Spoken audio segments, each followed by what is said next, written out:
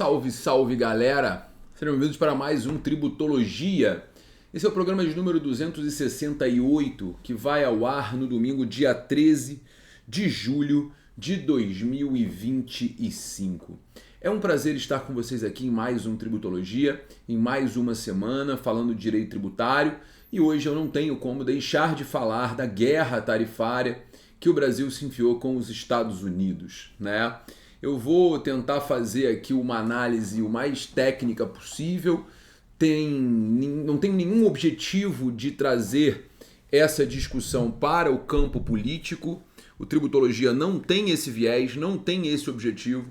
Então eu vou tentar aqui explicar para vocês de forma mais técnica possível o que é isso que está acontecendo. Isso não é nenhuma novidade e eu não vou discutir os fundamentos. Eu vou discutir os resultados e efetivamente as possibilidades. Bom, nós estamos cientes de que o presidente dos Estados Unidos, o presidente Trump, ele está numa briga tarifária que acontece já há algum tempo.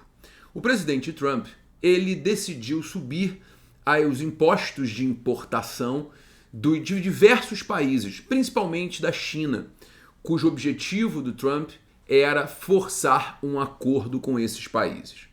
Então o Trump anunciou que iria subir as alíquotas do imposto de importação de produtos nos Estados Unidos para valores altíssimos, em percentuais muito elevados. O resultado disso foi um sucesso absoluto da conduta dele. Por quê? Porque esses países que sofreram essa, entre aspas, punição com a alíquota elevada do imposto de importação, sentaram para conversar e, inegavelmente, ele conseguiu atingir o objetivo dele, que era renegociar, né, essas condições de balança comercial. O Trump alegava que com diversos países havia ali um desequilíbrio da balança comercial, os Estados Unidos estariam perdendo na balança comercial, ou seja, efetivamente houve essa argumentação. Eu fiz até uma tributologia sobre o assunto, depois se você quiser dar uma olhada, vale a pena, nesse tributologia eu abordo essa discussão e falo até que seria bom para o Brasil, porque o Brasil naquela lista ficou só com 10% de alíquota. E efetivamente, com aquele aumento das alíquotas para os produtos chineses, diversos setores brasileiros realmente se beneficiaram, né? O setor de sapatos se beneficiou para poder mandar o produto para os Estados Unidos mais barato, enfim.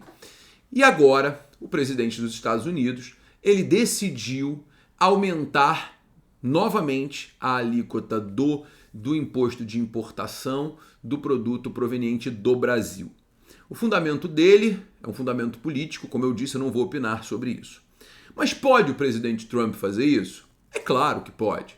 O imposto de importação, ele é um imposto que ele é utilizado como um instrumento de regulação econômica.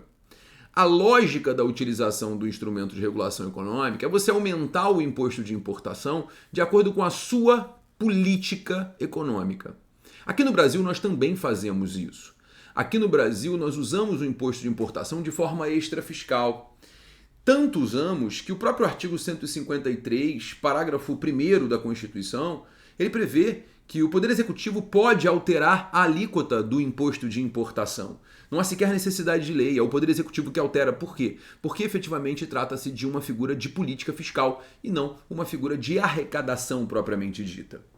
No caso concreto, quando o presidente Trump ele aumenta o imposto de importação dos produtos provenientes do Brasil, ele está tributando, na verdade, todo exportador brasileiro, né? Que quando chegar nos Estados Unidos vai ter que recolher esse tributo. Quem sai prejudicado nessa história? Bom, os setores do Brasil que exportam em larga escala para os Estados Unidos certamente serão prejudicados. A lógica de que quem é prejudicado é o cidadão americano, com o Brasil, economicamente não, porque nós não somos relevantes para os Estados Unidos no tocante às importações. Os Estados Unidos não importam do Brasil. Nós não somos nem os 10 primeiros. Nós não estamos no rol dos 10 primeiros maiores exportadores para os Estados Unidos. Então, assim, não é tão relevante para os Estados Unidos essa tributação de um modo geral. O Brasil, por sua vez, reagiu dizendo que vai aplicar reciprocidade. O problema é que a lei de reciprocidade no Brasil sequer foi regulamentada, né? A gente não tem como aplicar uma lei que não existe. O que pode acontecer, de novo, como instrumento de política fiscal, é o Brasil aumentar a alíquota do imposto de importação dos produtos provenientes dos Estados Unidos. É óbvio que isso pode acontecer. E aí sim o prejudicado é o cidadão brasileiro, né?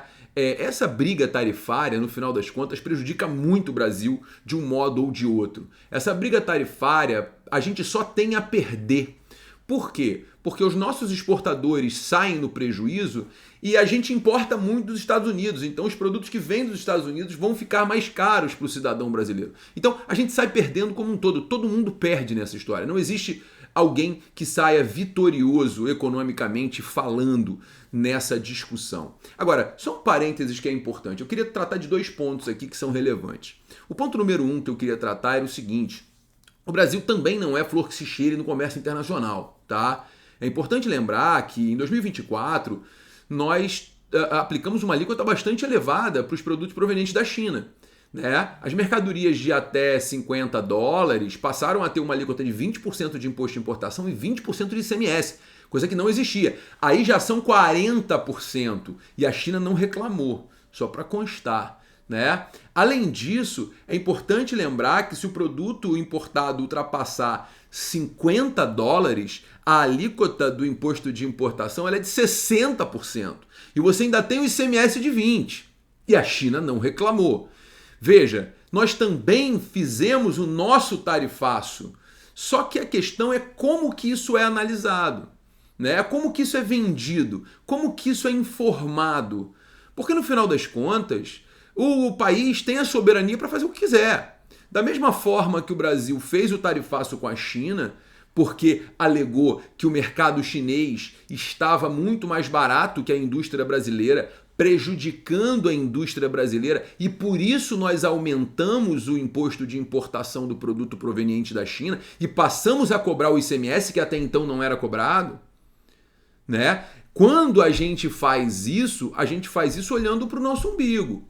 Olhando, olha, eu quero encarecer o produto proveniente da China, porque está chegando muito barato e eu estou protegendo o mercado interno. Legítimo. Não estou dizendo se está certo ou errado. Só estou dizendo que a gente está criticando um tarifaço de 50% quando nós fizemos quase a mesma coisa, porque chegou a 40% há um ano atrás. Porque foi em julho, agosto de 24 e começou, que foi a famosa taxa da blusinha, né? Que foi um apelido muito equivocado, porque na verdade não é taxa, é imposto de importação. Então, nós fizemos isso há um ano atrás. É relevante a gente parar para analisar que no mercado, no comércio internacional, não é difícil a gente ver esse tipo de discussão, né? Agora, tem um outro ponto que eu também acho que as pessoas estão deixando de discutir. Nessa semana, aconteceu no Rio de Janeiro o encontro do BRICS. Por mais esvaziado que tenha sido o BRICS, e até porque o BRICS perdeu uma força absurda, porque a Rússia não pode vir, porque o Putin vai ser preso se sair da Rússia, o Irã não veio, porque o Irã, na verdade, é até convidado, né? Ele nem fazia parte do BRICS. E a China, que é o mais poderoso membro desse grupo econômico, sequer deu as caras, né? Então a verdade dos fatos é que o BRICS veio acontecer no Brasil, mas foi esvaziado. Mas mesmo esvaziado, o BRICS fez barulho. Não sei se vocês vão lembrar que houve um movimento de falar que haveria necessidade de substituir o dólar como a moeda para o comércio internacional. O BRICS queria criar uma moeda própria, né? E essa moeda própria já tinha incomodado o Trump. Quando a carta do BRICS foi lida e que falaram sobre essa moeda própria, o Trump já havia falado, não mexe no dólar. E aí ele está defendendo o interesse legítimo também do país dele. O que a gente tem que falar de moeda própria? E cá entre nós, o BRICS esvaziado não vale absolutamente nada. O país mais poderoso do BRICS, que é a China, ela nunca pensou em substituir o dólar. Né? Então assim, vai substituir o quê? Vai fazer negócio com a Rússia? Vai fazer negócio com a China? Vamos criar uma moeda própria para quê? Para negociar com metade dos países que tem ditadura? Então assim, isso incomodou os Estados Unidos. A gente tem que levar em consideração que talvez, esse movimento do BRICS tenha sido também um dos elementos a empurrar esse tarifaço fase 2 do Trump. Pode ser que sim, pode ser que não. E por fim, um terceiro elemento que eu queria comentar. Essa alíquota maior ela só vai ser aplicada em 1º de agosto. O Brasil disse que vai aplicar a reciprocidade, vai subir a alíquota, Trump disse que vai subir também. No final das contas, quem vai morrer somos nós. Tá? Quem vai se perder economicamente é o Brasil, não é os Estados Unidos. Repito, nós somos relevantes para eles. Mas eu queria botar uma pulga atrás da orelha de vocês. Será que ninguém se beneficiou disso não, gente? Porque assim, vamos pensar aqui, né? Alguém sabia dessa notícia. Alguém foi lá e comprou dólar, que o dólar subiu pra cacete da noite pro dia. Alguém foi lá e realizou ações. Se investigar bonitinho, pode ter certeza que tem gente ganhando dinheiro com essa crise.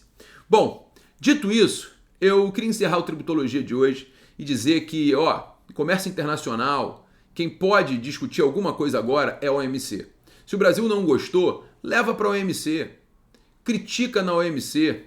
Agora, entrar numa de subir a alíquota com os Estados Unidos, a gente não vai chegar a lugar nenhum. A China não conseguiu chegar a lugar nenhum. A China teve que sentar para conversar. E a China é muito relevante para a economia americana. Vocês acham realmente que a gente vai sair vitorioso dessa briga? Infelizmente não. A briga é muito dura. Mas de toda sorte, espero ter analisado de forma técnica e demonstrado para vocês que isso é uma questão de política econômica. Ah, mas o Trump está defendendo o Bolsonaro, a culpa é de... Eu não vou entrar nesse cenário. O Trump pode aumentar a alíquota do imposto. O fundamento, ele tem que discutir com o Congresso americano, com a Suprema Corte americana. Se a Suprema Corte americana não concorda, se o Congresso americano não concorda, que revogue. Aqui no Brasil, nos cabe entender qual vai ser o resultado disso para a nossa economia e efetivamente qual vai ser o impacto disso para o cidadão brasileiro. E como que isso pode ser remediado. Se vai ser com reciprocidade, se vai ser na Organização Mundial do Comércio. Eu confesso que eu não acho que a reciprocidade vai resolver esse problema, não. Sendo bem sincero, é importante lembrar que do outro lado tem um presidente que é relativamente complexo em suas decisões. Bom, é isso, senhoras e senhores. A soberania americana tem que ser respeitada, a soberania brasileira tem que ser respeitada. Espero que se resolva da melhor forma possível, porque cá entre nós, só o Brasil sai perdendo nessa briga. Muito obrigado, espero que você tenha gostado. Dá o seu like, avalie o podcast. É sempre um prazer estar com você e até semana que vem com mais Tributologia. Tchau, tchau, galera.